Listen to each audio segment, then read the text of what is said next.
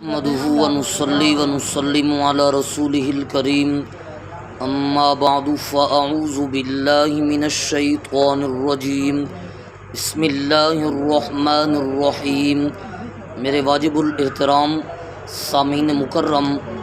آج آپ حضرات کے سامنے 39 احادیث میں سے 35ویں حدیث ذکر کرنے چلے ہیں، جن کے متعلق نبی پاک صلی اللہ علیہ وسلم نے جنت کی بشارت سنا دی۔ نبی پاک صلی اللہ علیہ وسلم نے فرمایا، مسلمان بندے کو چاہیے کہ وہ اپنے پڑوسی کا خیال کرے، اس کے ساتھ محبت کرے، اسے کھانا کھلائے، اس کے ساتھ تعاون کرے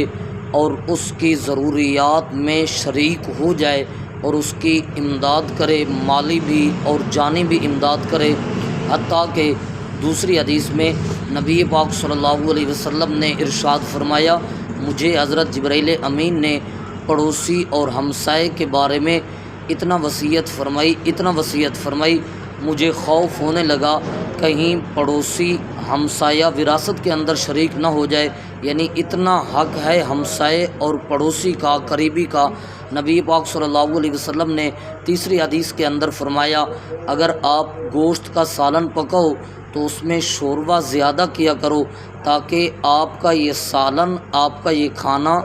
اپنے قریبی ہمسائے تک بھی پہنچ جائے۔ اور چوتھی حدیث نبی پاک صلی اللہ علیہ وسلم نے ارشاد فرمایا، جو مسلمان